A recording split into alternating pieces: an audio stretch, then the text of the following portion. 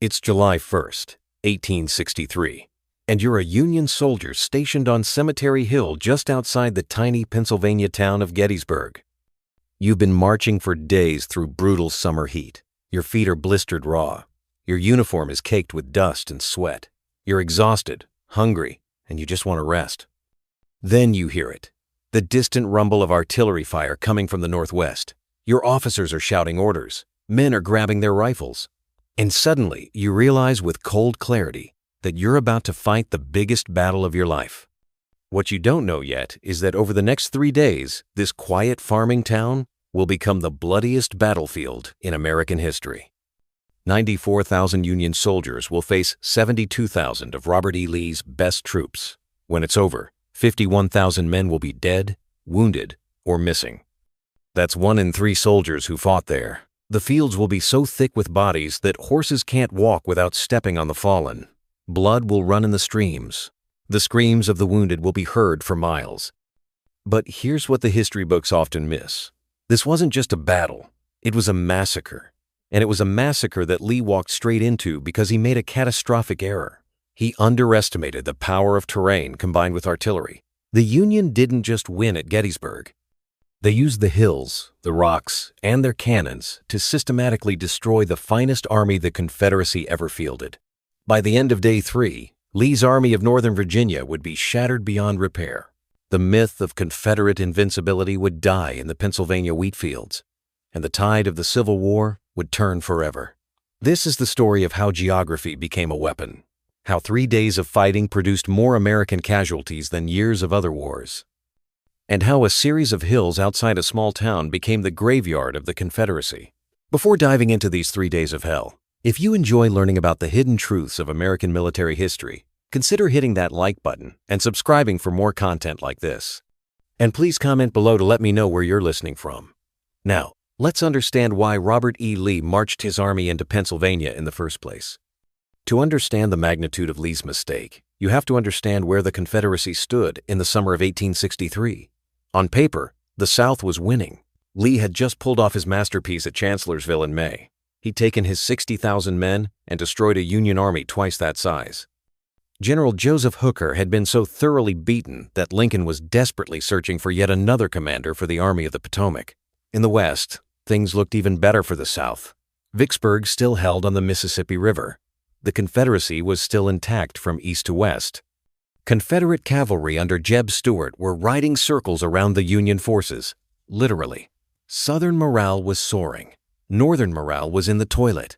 But Lee understood something that Jefferson Davis and the Confederate leadership didn't fully grasp. The South was bleeding out slowly. Every battle, win or lose, cost men that couldn't be replaced. The North had 4 times the population. They had the factories, they had the railroads. Time was on the Union side. If this war became a grinding war of attrition, the Confederacy would lose.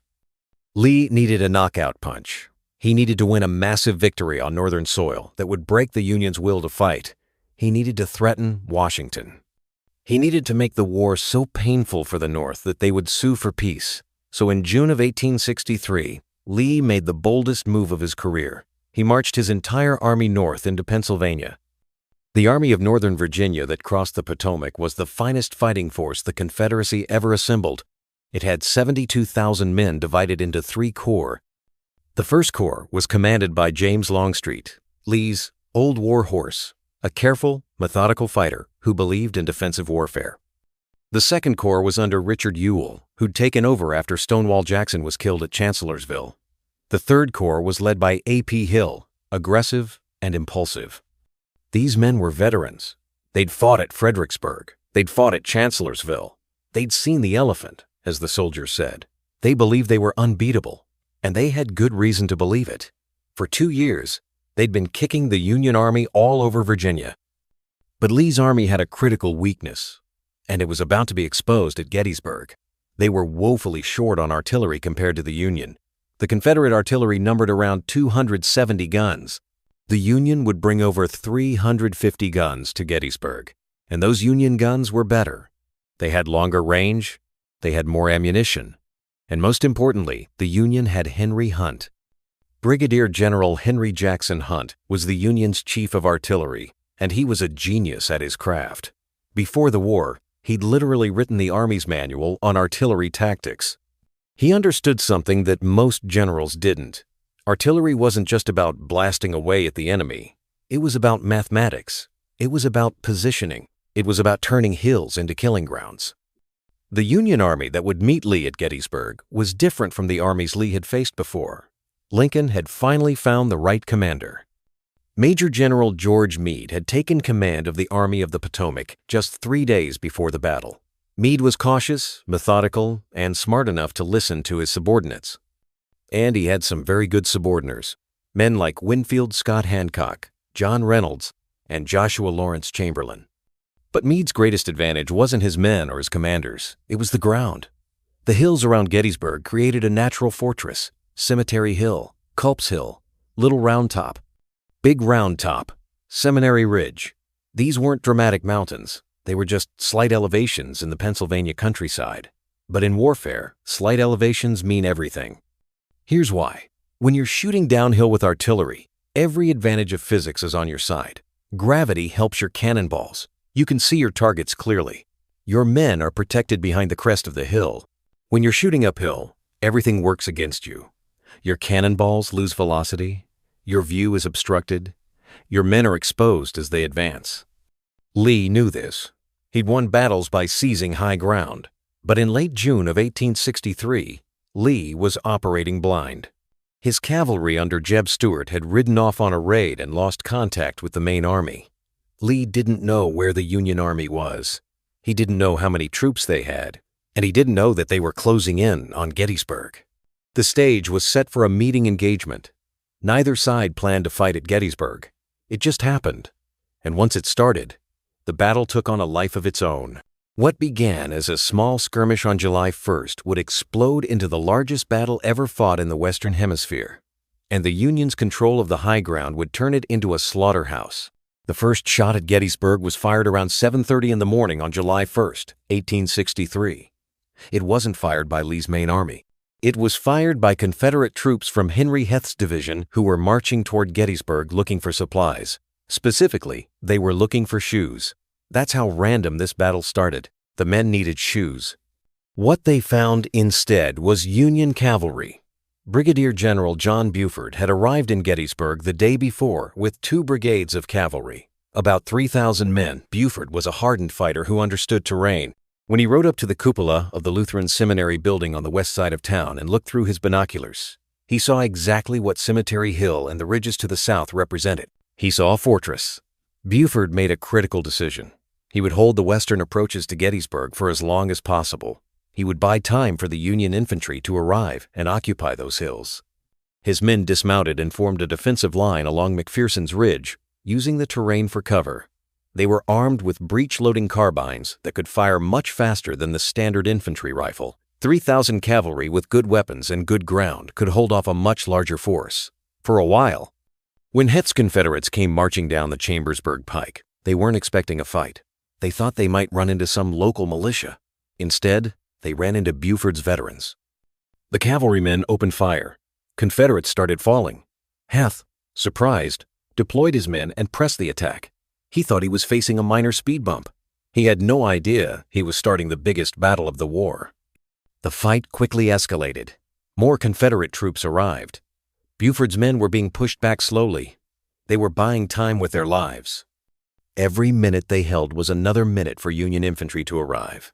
And then, around 10 o'clock in the morning, those infantry arrived. The Iron Brigade came marching up from the south. The Iron Brigade was one of the most feared units in the Union Army.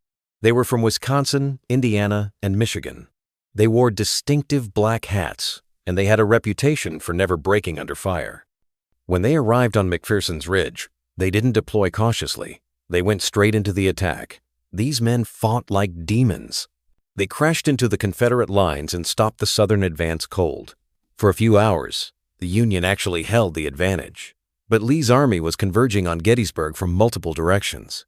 More and more Confederate troops arrived throughout the morning and early afternoon. Richard Ewell's 2nd Corps came down from the north. A.P. Hill's 3rd Corps pushed from the west. The Union troops, fighting magnificently, were being surrounded on 3 sides. Major General John Reynolds, one of the Union's best commanders, was killed in the morning fighting. He was shot through the head while directing his troops near McPherson's Ridge. His death was a huge blow, but his sacrifice and the sacrifice of the Iron Brigade and Buford's cavalry achieved the objective. They bought enough time. By early afternoon, more Union troops were flooding into Gettysburg, and critically, they were occupying the high ground south of town, Cemetery Hill, Culp's Hill. The Union commanders recognized immediately what Buford had seen. These hills were the key to everything. If the Union held them, they could defend against any attack. If the Confederates took them, the Union Army would be destroyed. Around 4 o'clock in the afternoon, the Union line finally broke. The sheer weight of Confederate numbers was too much. Union troops retreated through the streets of Gettysburg in disorder. Civilians watched in terror as thousands of men in blue uniforms ran past their homes with Confederate soldiers pursuing them. It looked like a disaster, but it wasn't, because those retreating Union soldiers didn't run away. They ran to the hills. On Cemetery Hill, Union officers were frantically organizing the defense. Major General Oliver Otis Howard, who'd been in command after Reynolds' death, was forming new lines. And then the man who would save the day arrived. Major General Winfield Scott Hancock rode up on his horse, sent by Meade to take command. Hancock was a charismatic leader. Men followed him. When he arrived on Cemetery Hill and saw the chaos, he didn't panic. He saw opportunity. Hancock looked at the terrain. He looked at the roads. He looked at the converging Union reinforcements. And he made the decision that would win the battle. The Union would make it stand here. They would fortify Cemetery Hill. They would hold Culp's Hill. They would extend their lines south along Cemetery Ridge, and they would dare Lee to attack them. This was the critical moment. Richard Ewell, commanding the Confederate Second Corps, had orders from Lee to take Cemetery Hill if practicable. But Ewell hesitated. His troops were tired from the day's fighting. The Union position looked strong. He decided to wait for morning. That hesitation would haunt the Confederacy forever, because by morning, it would be too late. Throughout the night of July 1st, Union troops marched through the darkness toward Gettysburg. They were exhausted from days of marching, but they kept moving. By dawn on July 2nd, Meade had over 60,000 men in position.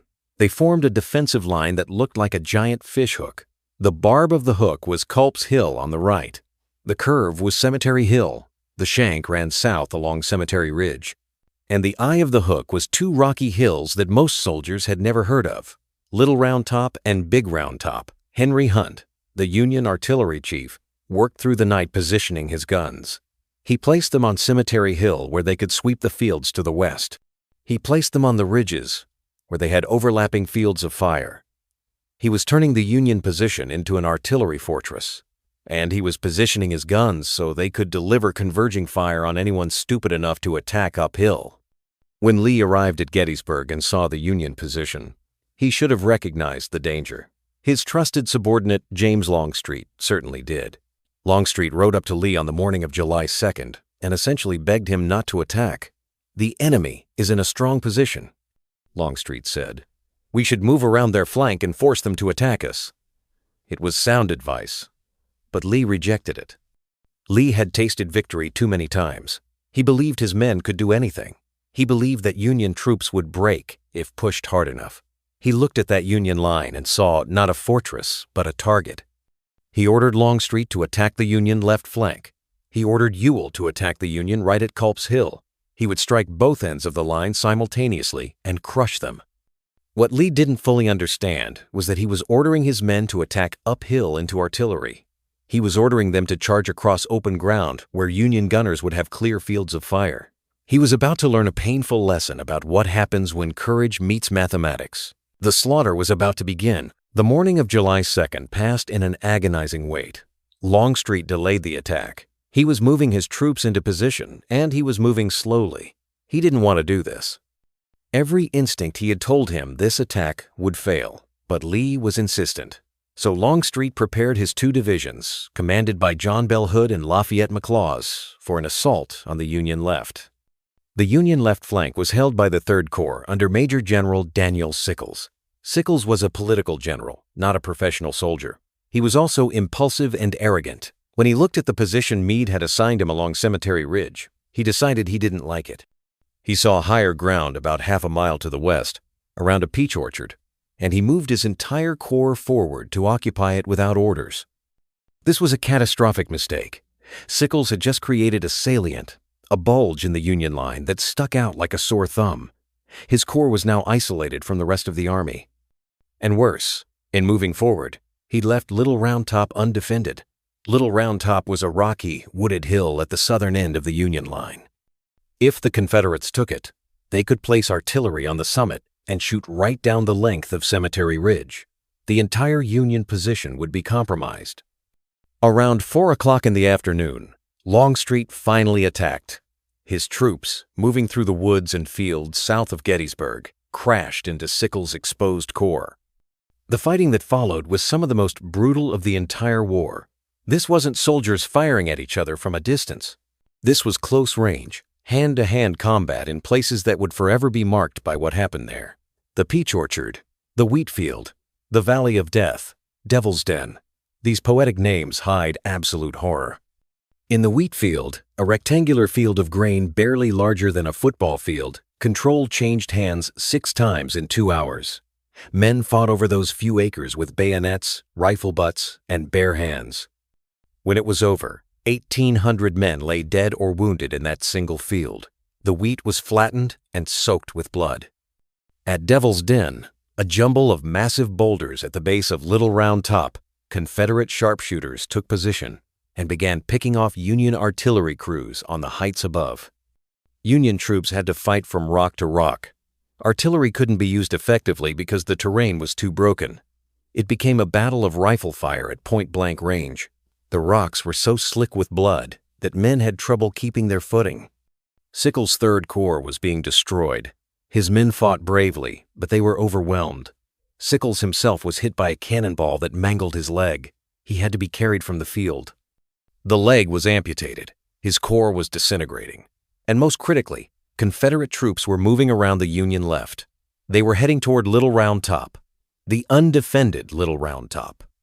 This is where one of the most famous small unit actions in American military history took place. A Union engineer, Brigadier General Gouverneur Warren, was on Little Round Top conducting a reconnaissance. He looked west and saw with horror that Confederate infantry was moving through the woods directly toward the hill. He looked around and saw that the summit was empty, except for a few Signal Corps men. He realized instantly that if the Confederates took this hill, the battle was lost. Warren sent desperate messages for reinforcements. The closest unit was the 5th Corps under George Sykes.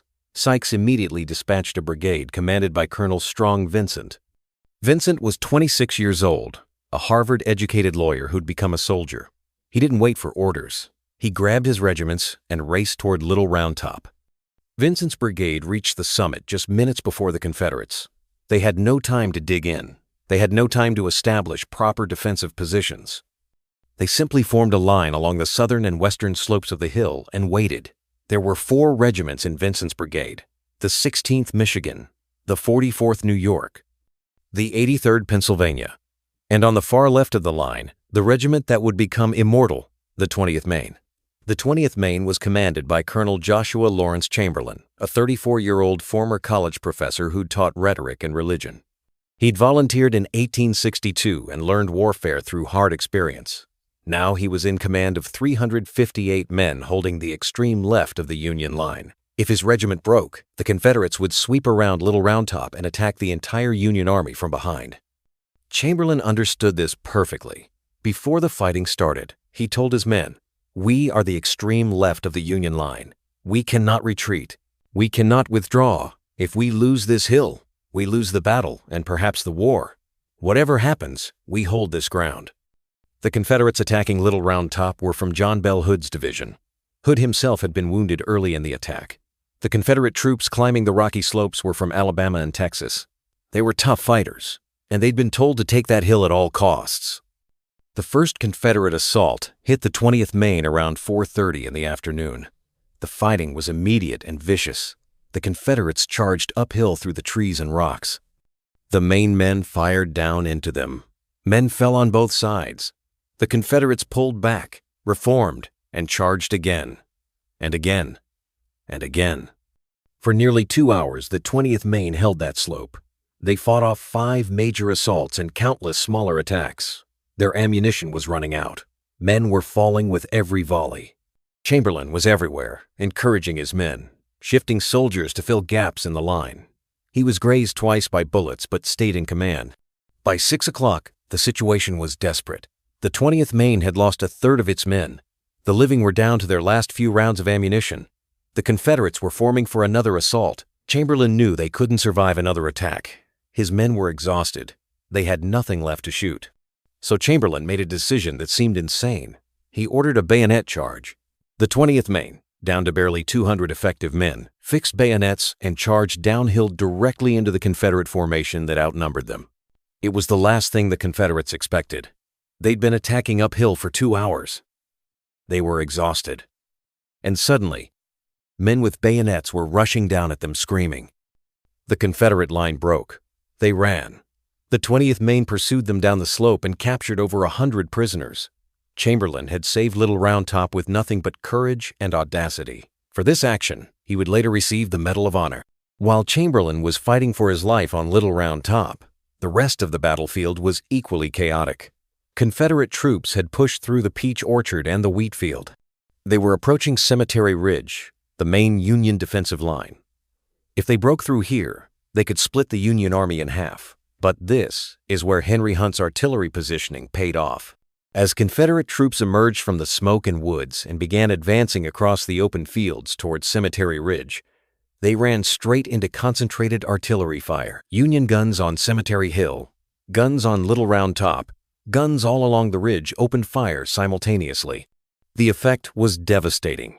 Solid shot, shells that exploded in the air, spraying shrapnel, and canister rounds that turned cannons into giant shotguns. Confederate formations were shredded. Men fell in rows. Still, they came on. Confederate courage was incredible, but courage doesn't stop physics. The Union infantry behind their stone walls and earthworks added their rifle fire to the artillery barrage. It was a wall of lead and iron. Confederate troops made it within yards of the Union lines in some places, but they couldn't break through. The combination of terrain, artillery, and defensive positions was too strong. As darkness fell on July 2nd, the Confederates pulled back. They'd captured the peach orchard, they'd captured Devil's Den, but they hadn't broken the Union line, and they'd paid a horrific price. Thousands of men lay dead or wounded in the fields and woods around Gettysburg. The Army of Northern Virginia had just lost a large percentage of its combat strength in one afternoon of fighting. Meanwhile, on the Union right at Culp's Hill, Ewell's attack had also failed. Union troops, commanded by Major General Henry Slocum, had fortified the wooded slopes. When the Confederates attacked uphill through the trees, they were cut down by rifle fire from soldiers firing from behind rocks and logs. The steep terrain made any coordinated assault impossible. The Confederates gained a small foothold but couldn't take the hill. When night fell, Meade called a council of war. His corps commanders gathered in a small farmhouse. They were exhausted. They'd been fighting all day, but they'd held. Meade asked each commander in turn whether they should retreat or stay and fight. Every single one voted to stay. They recognized what they had. They had good ground. They had interior lines. They could shift troops to threaten points faster than Lee could move to attack them, and they had the artillery advantage. Lee, across the valley on Seminary Ridge, was also holding a council of war. Longstreet again argued for a flanking movement. "Don't attack them tomorrow," he said. "We've hurt them badly today. Let them attack us." But Lee was committed. He believed he was close to victory. He'd attacked both flanks and bent the Union line. Tomorrow, he would attack the center. He would break them. This was the moment when Lee made the decision that would destroy his army. He looked at Cemetery Ridge and decided that if he hit the center hard enough with his best troops, the Union line would crack. He was about to order the most famous frontal assault in American military history. He was about to order Pickett's charge. And he was about to learn that no amount of courage could overcome artillery firing downhill at massed infantry in the open. The morning of July 3rd, 1863, began with an eerie calm. There was some fighting at Culp's Hill, as Confederates made one final attempt to take the position. But by 11 o'clock, that attack had been repulsed. Then an almost supernatural quiet fell over the battlefield. Soldiers on both sides knew something big was coming. They just didn't know what. Lee's plan was straightforward and suicidal. He would mass his artillery, over 150 guns, along Seminary Ridge. They would bombard the Union Center on Cemetery Ridge for 2 hours. The barrage would soften up the Union positions, destroy their artillery, and demoralize their infantry. Then he would send 3 divisions of infantry, about 12,500 men, across 3/4 of a mile of open ground to assault the Union Center. They would break through, split the Union Army, and win the battle. It was a terrible plan. Longstreet knew it. He essentially told Lee it would fail. But Lee was adamant. The attack would be commanded by Major General George Pickett, whose division had just arrived and hadn't yet been bloodied. Pickett's 3 brigades would form the right wing. 2 brigades from A.P. Hill's corps under James Pettigrew and Isaac Trimble would form the left wing. They would advance in parade ground formation, shoulder to shoulder, across that open field. The target was a small copse of trees on Cemetery Ridge. Lee pointed at those trees and told his commanders that was their objective. If they could take and hold that position, they would break the Union line. That copse of trees would forever after be known as the high water mark of the Confederacy, the point of maximum Confederate advance, the moment when the Southern cause reached its peak and then collapsed forever. At 1 o'clock in the afternoon, the Confederate artillery opened fire, 150 guns firing simultaneously. The sound was heard 40 miles away. It was the largest artillery barrage ever fired in the Western Hemisphere up to that point. The noise was indescribable. The ground shook, the air filled with smoke. Shells rained down on Cemetery Ridge. But the barrage wasn't effective. Confederate gunners firing at maximum range couldn't adjust their aim properly in the thick smoke. Many shells flew high and exploded behind the Union lines. Some hit the Union artillery positions, but not enough to silence them. And critically, Henry Hunt had ordered most of his artillery to stop firing. He wanted to conserve ammunition. He wanted the Confederates to think they'd knocked out the Union guns. He was setting another trap. After 2 hours of bombardment, the Confederate guns fell silent. They'd exhausted their ammunition. Now, it was time for the infantry. 12,500 men formed up in 3 long lines on Seminary Ridge. Officers dressed their ranks. Colors were unfurled. The men knew what they were about to do. Some of them probably knew they were going to die. But they were soldiers. They would do their duty. George Pickett rode up to Longstreet and asked if he should advance. Longstreet couldn't speak. He just nodded. Pickett saluted and rode back to his division. He gave the order. The lines began to move. What happened next was slaughter, pure and simple. The Confederate infantry began marching across that open field toward Cemetery Ridge. They moved in perfect formation. It was a magnificent sight. 12,000 men advancing shoulder to shoulder. But they were walking into hell. At first, the Union guns were silent. The Confederates thought the barrage had worked. They thought the Union artillery was destroyed. Then they reached about 500 yards from the Union line.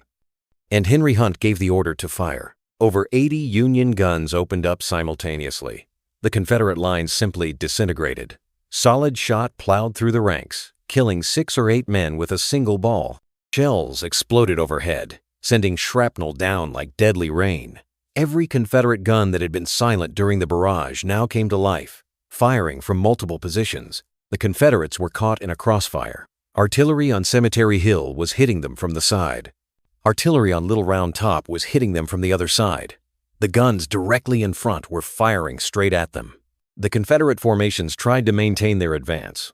Officers shouted encouragement. Men closed ranks to fill the gaps. They kept walking forward into that storm of metal. But they were dying by the hundreds with every minute. At 300 yards, the Union infantry opened fire. 10,000 rifles added their fire to the artillery barrage.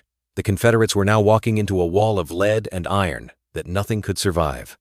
Men were falling in heaps. The carefully organized lines were breaking apart. Still, they came on.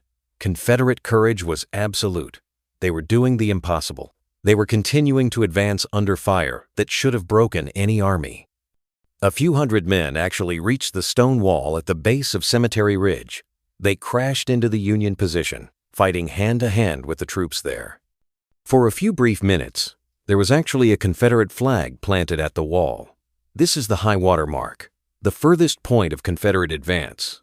A few hundred men, the survivors of 12,000, standing at a stone wall fighting desperately against overwhelming numbers. Then it was over. The Confederates at the wall were killed or captured. The troops still in the field turned and ran. They streamed back across that open ground toward Seminary Ridge, Union artillery still firing at them as they retreated. The attack had lasted barely an hour. Half the men who'd made the charge were casualties. 50%, 6,250 men dead, wounded, or captured. When the survivors staggered back to Seminary Ridge, Lee rode out to meet them. He was devastated. For the first time in his career, he'd sent men to die for nothing. He told them it was his fault. He said, "This has been my fight, and upon my shoulders rests the blame." George Pickett, whose division had been destroyed, was in tears. When Lee told him to prepare his division for a possible Union counterattack, Pickett replied, "General Lee, I have no division." But Meade didn't counterattack. His army was exhausted. They'd been fighting for 3 days. They were low on ammunition. They'd won. That was enough. Meade knew that Lee would retreat. And Lee did. On July 4th, 1863, the Army of Northern Virginia began its withdrawal back toward Virginia. It was raining. A cold, miserable rain that turned the roads to mud. Lee's wagon train of wounded stretched for 17 miles. It was the longest procession of human suffering America had ever seen. The casualty figures at Gettysburg are staggering even by Civil War standards. The Union lost 23,000 men out of 94,000 engaged. The Confederates lost between 28,000 and 31,000 out of 72,000. That's a combined total of over 51,000 casualties in 3 days, in an area of about 3 square miles. Let's put that in perspective. The United States lost 58,000 men total during the entire Vietnam War over the course of nearly 20 years. Gettysburg produced almost that many casualties in 72 hours. More Americans were killed or wounded at Gettysburg than in the Revolutionary War, the War of 1812, and the Mexican War combined. The Confederate losses were proportionally worse. They'd lost 43% of their army. They'd lost men they couldn't replace. The Confederacy had already been outnumbered. Now the numerical disadvantage was even worse, and they'd lost their aura of invincibility. Lee's army would never again invade the North. They would fight brilliantly for another 2 years, but they would always be on the defensive. Gettysburg broke the spine of the Confederate military effort. The Union artillery had been the decisive weapon. Henry Hunt's careful positioning of his guns, his conservation of ammunition during the Confederate barrage, and his execution during Pickett's charge had turned Cemetery Ridge into a killing field. Confederate courage had been magnificent, but courage can't overcome mathematics and physics. The terrain had been the other decisive factor. The Union's control of the high ground gave them clear fields of fire. Their infantry could shoot downhill at attackers struggling uphill. Their artillery could observe and adjust fire. The Confederates had to attack uphill across open ground with no cover. It was an impossible task, and Lee had ordered it anyway. In the aftermath, the town of Gettysburg was transformed into a massive hospital. Every house, every barn, every church was filled with wounded men. The smell of death and gangrene hung over the town for weeks. Burial details worked for days to enter the dead. They eventually gave up trying to identify all the bodies. Thousands were buried in mass graves, or shallow individual graves, marked only with numbers. 4 months later, on November 19th, 1863, President Abraham Lincoln came to Gettysburg for the dedication of the new National Cemetery. He was invited to give a few appropriate remarks after the main speaker, Edward Everett, who spoke for 2 hours. Lincoln spoke for 2 minutes. His Gettysburg address, just 272 words, would become the most famous speech in American history. Lincoln understood what had happened at Gettysburg. It wasn't just a military victory. It was a test of whether democracy could survive. He said, "We are engaged in a great civil war, testing whether that nation or any nation so conceived and so dedicated can long endure." He said the living must be dedicated to the unfinished work that the soldiers had thus far so nobly advanced. He ended by saying that the nation would have a new birth of freedom and that government of the people, by the people, for the people, shall not perish from the earth. The battle had proven that the Union could fight, that it could win, that the rebellion could be crushed. Gettysburg didn't end the war. That would take another 2 years of grinding combat. But it ended any hope of Confederate victory. When combined with the fall of Vicksburg on July 4, 1863, which split the Confederacy in two, Gettysburg marked the turning point of the Civil War. Today, Gettysburg is the most visited battlefield in America. Over 1 million people walk those fields every year. You can still see the stone walls where Union soldiers crouched. You can still climb Little Round Top and see what Chamberlain saw. You can stand at Cemetery Ridge and look out at the field Pickett's men crossed and try to imagine the courage it took to keep walking forward into that storm of fire. The battlefield is remarkably well preserved. The National Park Service maintains it as close to its 1863 appearance as possible. The monuments, over 1,300 of them, mark where regiments stood and fought. Walking the field today, in the quiet of a summer afternoon, it's almost impossible to imagine the noise, the smoke, the screams, and the blood of those 3 days in July. But the evidence is there if you look. The marks of bullets on the rocks at Devil's Den, the trees on Culp's Hill that still bear the scars of Minnie balls, the stone wall at the angle where Pickett's men made their final stand, the cupola of the seminary building where Buford first saw the Confederate army approaching. The farmers who owned the land in 1863 found spent bullets and shell fragments for decades after the battle. Some of them made a living selling relics to tourists. Even today, after more than 150 years, artifacts still turn up. Heavy rains will expose a buried cannonball or a piece of equipment.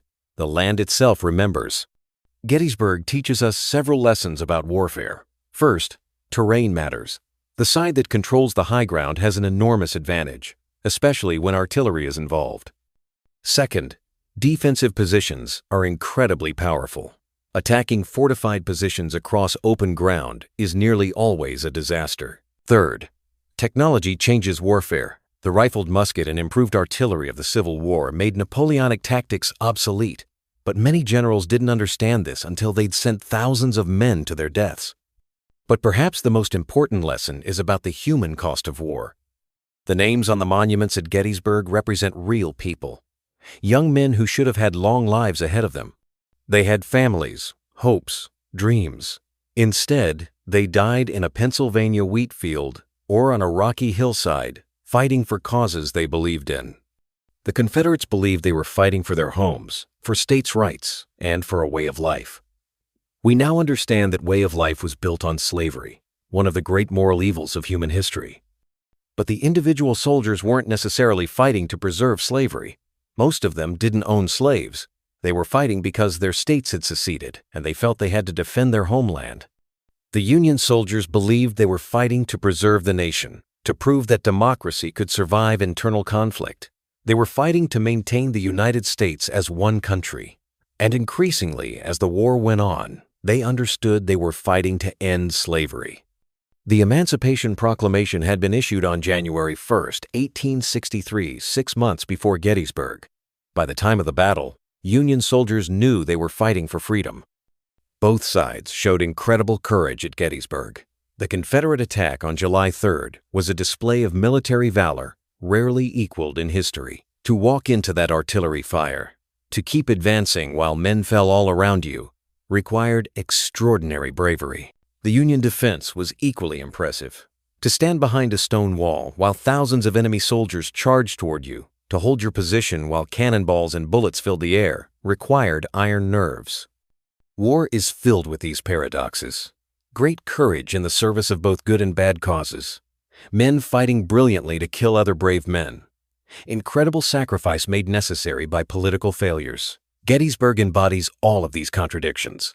What makes Gettysburg particularly important in American history is that it represents the moment when the outcome of the Civil War became clear. Before Gettysburg, the Confederacy had a chance. They could have won. If they'd taken Cemetery Ridge, if they'd shattered the Army of the Potomac, the North might have lost the will to continue. Peace Democrats in the North would have gained strength.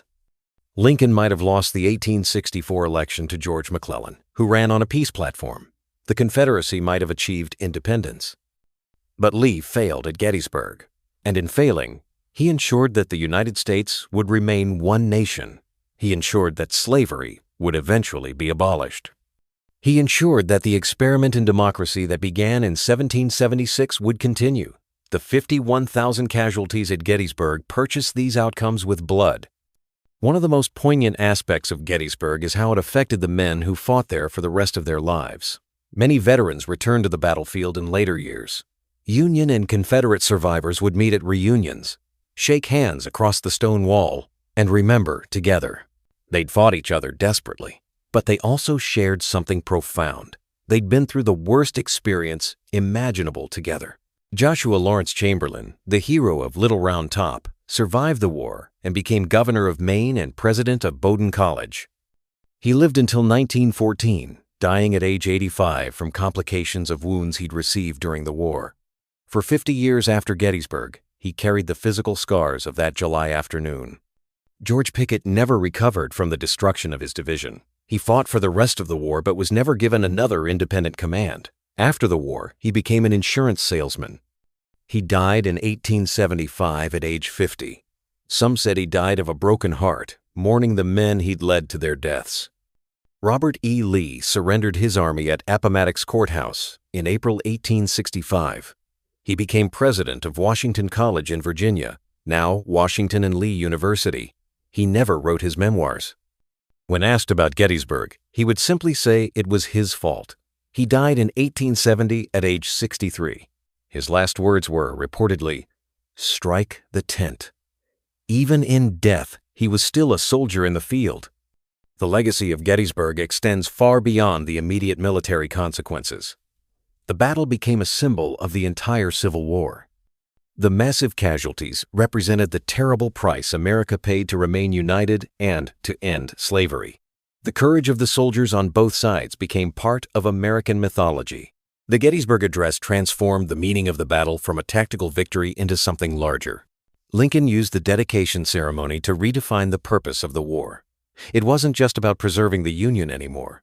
It was about creating a new nation based on the principle that all men are created equal. Gettysburg became the birthplace of a second American Revolution, one that would lead to the 13th, 14th, and 15th Amendments to the Constitution. For students of military history, Gettysburg remains one of the most studied battles of all time. The tactics, the decisions, the mistakes, and the heroism are analyzed in military academies around the world. What would have happened if Stuart's cavalry hadn't gone on that raid? What if Lee had listened to Longstreet and moved around the Union flank? What if Sickles hadn't moved his corps forward? What if Chamberlain had run out of ammunition 30 seconds earlier? These questions are fascinating, but they miss the larger point. Gettysburg happened the way it did because of the decisions made by thousands of individuals in the chaos of battle.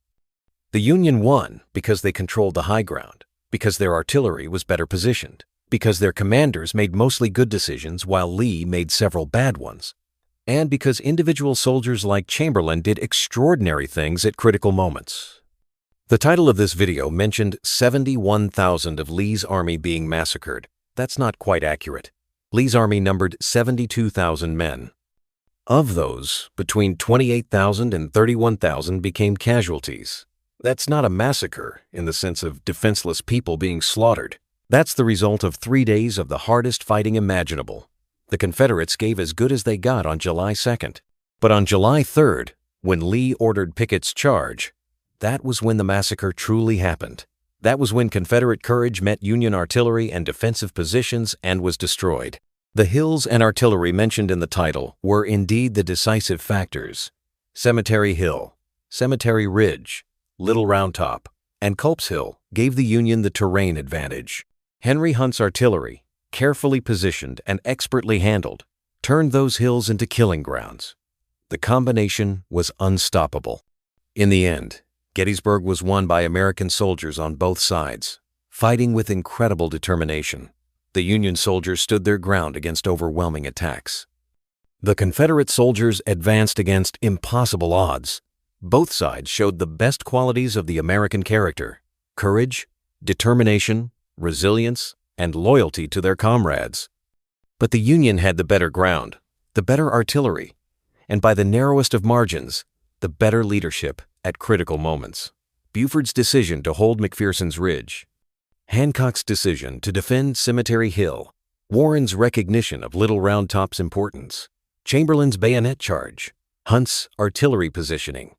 These decisions, made in the chaos of battle by men who didn't have time to carefully consider all the options, won the battle and changed history. If you've made it this far, you're clearly someone who values the deep, often overlooked details that define who we are as Americans.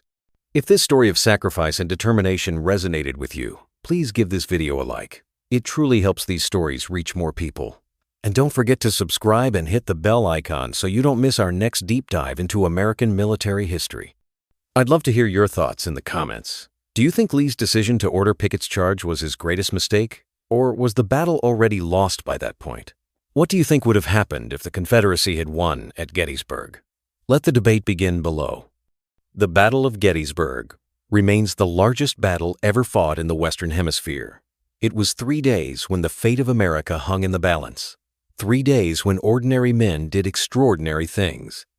3 days that proved courage alone isn't enough to overcome mathematics and terrain, and 3 days that ensured the United States would remain one nation, indivisible, with liberty and justice for all. The blood spilled at Gettysburg purchased our present. We owe it to those men, Union and Confederate alike, to remember what happened there and why it mattered. Government of the people, by the people, for the people, did not perish from the earth. It survived because of what happened on those Pennsylvania hills in July 1863,